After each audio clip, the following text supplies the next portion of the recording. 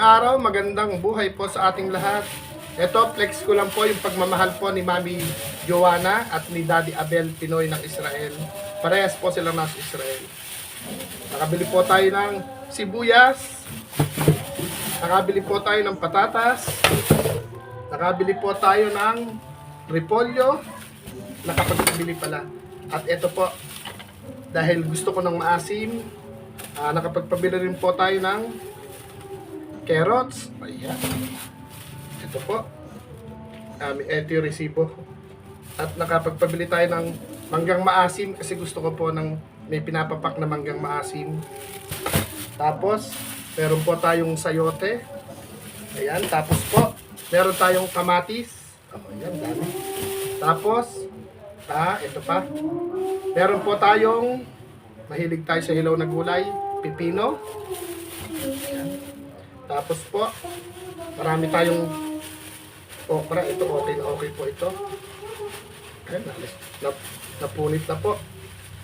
Meron tayo 1 kilong okra. Ayan. Paghuhugasan po natin. Tapos, meron tayong kalamansi at sili. Puno na naman. Tapos, ito, meron tayong kamote na panlaga. Tabi ko lang po sa lababo para mahugasan. Tapos po, dahil kulang tayo sa vitamin C, may mangga tayo. Tapos, meron din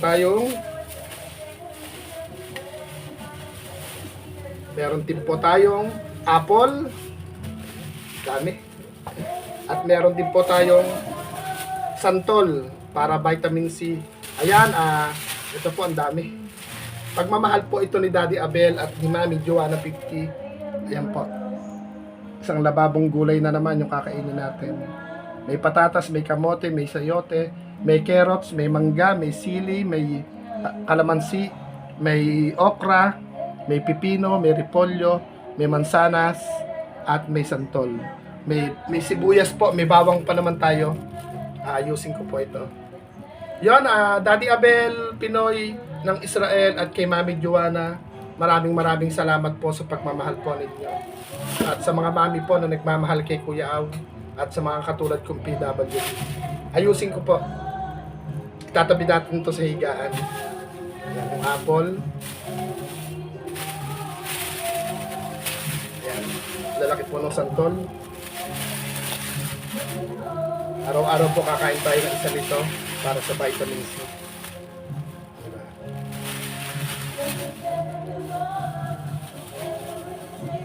Ayan, nagkakantahan po sa kapitbahay. Sige, mag-video po tayo kahit kumakanta sila. Ito na po yung tatabi natin sa higaan natin. Ayan, apple, santol. Ayan. Tapos po, yung mangga, tatabi din natin ito sa higaan. Dami ng mangga. Pero hugasan natin para mangga. Ayan, lagay din po natin sa basket para pag binuhat mamaya, dire-diretso. Pero, nangasim po ako. Tirahin natin tong tikman na natin yung santol. Ito po, pagmamahal po ni Daddy Abel, Mami Joanna. Tikman natin yung santol. Mahilig po ako sa maasim, manghang.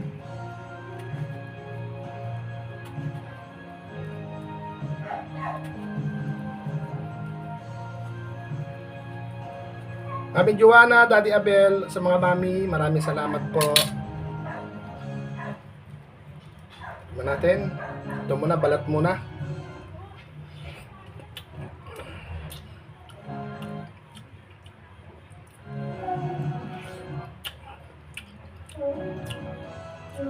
Asim yung balat. Ayan. Ang sarap talaga ng pagkain pagkagaling sa pagmamahal.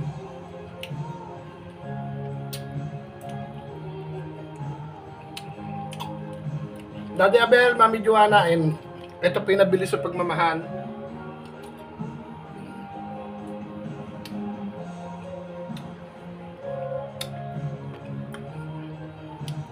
Masaya na naman ang gabi ni Kuya Aw.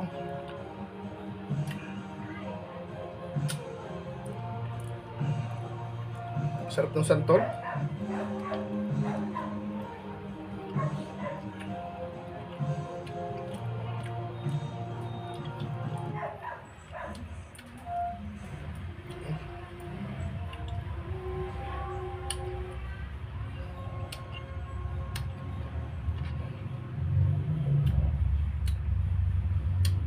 Sarap. Kinakain po natin ngayon pagmamahal ni Mami Joanna 50 at saka po ni Daddy Abel.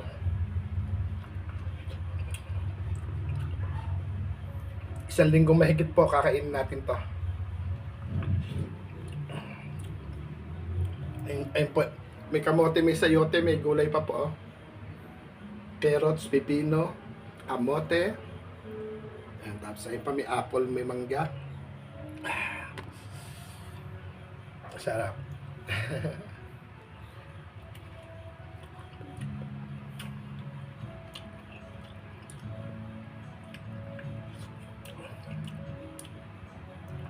Medyo maasim yung balat pero sarap. Yung buto niya maraming malambokot.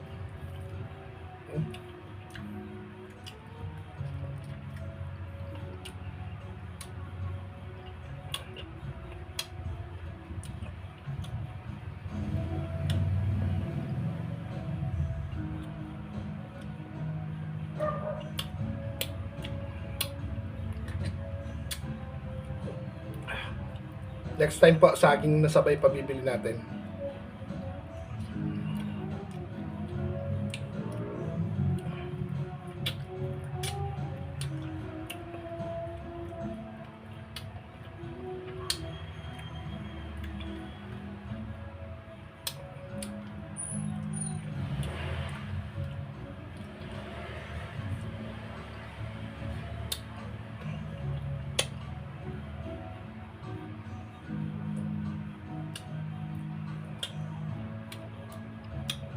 Isang santol pa lang, sulit na.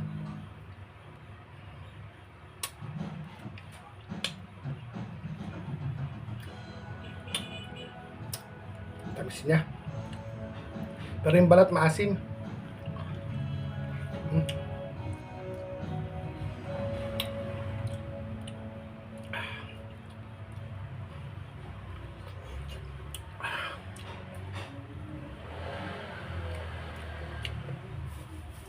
Noong isang araw po, nakarating tayo ng Pampanga. Nag-mission tayo sa kalsada. Tapos ito po yung balik po ng Lord. Pagmamahal po ni Daddy Abel Pinoy at saka po ni Mami Joanna 50. Ang bilis po ng gumawa tayo ng munting kabutihan sa daan. Ikinalat natin binhi ng pagmamahal ng mga mami, ng mga daddy, mga ate, mga kuya, mga ninong at ninang. Dami po. Ayusin ko po dito. Ayan po, ayusin natin. Ayusin natin dito sa ating munting lagayan. Mahin natin yung carrots. Bukas to, gulay dami. Dami kong titirahin bukas.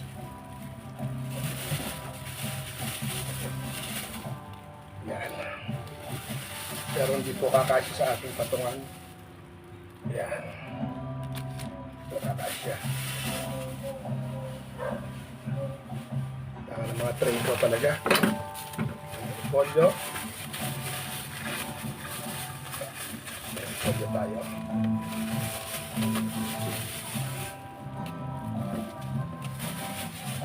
Tabi ko yung plastic. Lagayin po natin ng basura. Ito natin lalagay yung sayote. Ay, patatas po pala to, sayote. Hindi ko lang hugasan baka masira pa. Ay, yung cauliflower pala. Wala na papatungan. Ito ko na lang po muna ipapatong. Pero balak ko na ata magluto ng ng okra. Masarap. Masarap din pong papakin yung nilagang okra. Yung kamote.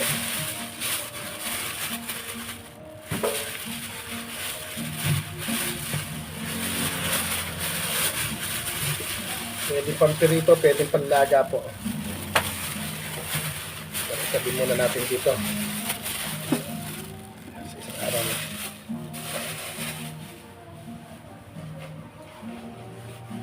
Kulang po ng plate. Ito palang isa. Pwede. Dito ko pa pala sa isa lalagay. Pwedeng ipalagay po ito. Dami, oh. Fresh po yung okra, oh. Perito ako ng okra.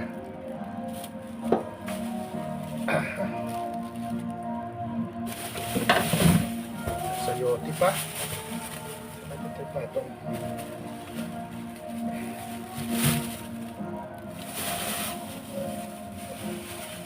kamatis. Dami ko pong kakainin. May mangga, may ano. Wala mapaglagyan. Ito po, wala pong mapagpatungan. Busog na naman po yung ating kusina. Kasi yun pa. Ayun, kay Daddy Abel at kay Mami Joanna 50, maraming salamat po. At isa rin po ako sa niyakap po ninyo palagi. Kaya maraming salamat po. Ayan, natawagan ko na po si Tatay Santiago, Tatay Elias at Nanay Josepina, Nanay Milagros, si Kuya Gimel, at saka po si Kuya Noridom. Si Kuya Noridom, sabik din po sa kakwentuhan. Sabik din po siya. At ayun, Mami Joanna 50, Daddy Abel, maraming salamat po. Maraming thank you po sa pagmamahal po ninyo. At ayun, ito po yung bisa ng kape. Yung 4 na letrang kape na kausapin ang Panginoon everyday. Yung kape na hindi 3-in-1, hindi black coffee, hindi mamahalin, hindi po mamurahin. Yun, si Kuya Au po nagpapasalamat po ng marami sa pagyakap po ni Daddy Abel Pinoy ng Israel at si Mami Joanna 50 po ng Israel. Ayun, doon sa aking mga ka-PWD palaban, laban lang po tayo. Huwag tayong mahihiya na ikwento kung anong buhay meron po tayo. Na maintindihan po tayo ng mga tao na may mga ginito ang puso na hinipo po ng ating amang nasa langit para po mapahatiran po nila tayo ng pagmamahal. Usig po ito mamaya at nang makaligo na rin. Ito naman sili tayo. Masarap. Ang dami po nating food ngayon. Nagsasabit. Poise na si Kuya Au, nagsasabit na. Siguro po, magpapahinga na rin po at maliligo na rin po ako. Doon sa mga mami, sa mga daddy, yung ano ko po, yung ano kayang gamot dito, yung muta ko para siyang sapot ng gagamba. May infection na yata po.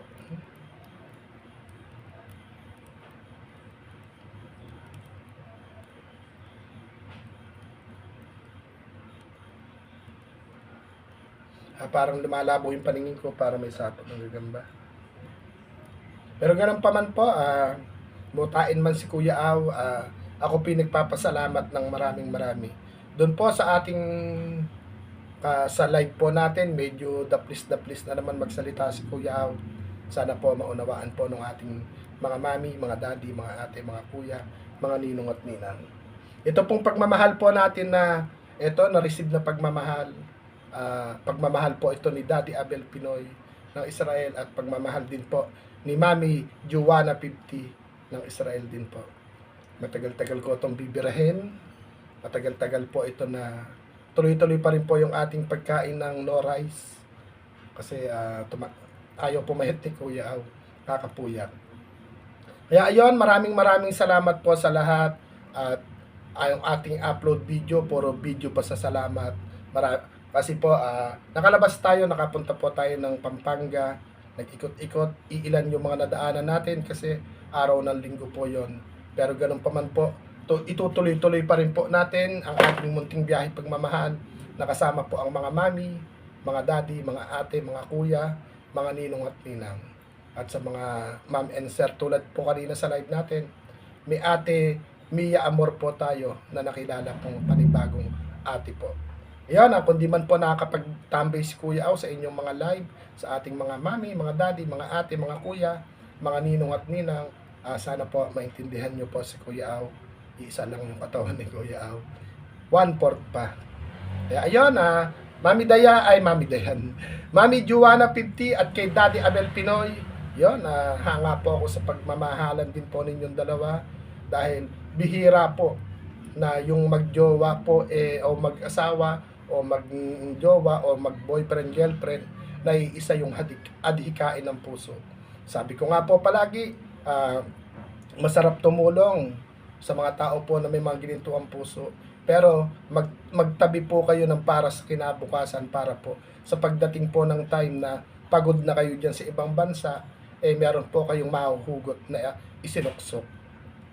Marami rin po kasing mga sa sobrang sarap ng pagtulong na nararamdaman nila, hindi po nila napapansin na nakakaubos na rin po sila. Paglaanan po natin yung ating pagtanda, lalo na po kayong mga may nasa ibang bansa o OFW o nasa mga time is gold na bansa. Darating din po ang panahon na napagod na inyong katawan, ayaw na ng init, ayaw na ng sobrang lamig, sobrang init, uuwi rin po kayo sa Pilipinas. Kaya ayun, sana po hindi pa huli ang lahat, magsipagsubi po, magsipagtabi po kayo ng para po sa parating po na pagtanda po natin. Si Kuya Awa, wala naman akong trabaho. Kaya ko pong sabihin na magsipagtabi kasi 24 years na rin po nating nararanasan na medyo bata pa si Kuya Au pero parang matanda na rin na naupo, na matagal nang nakaupo sa wheelchair.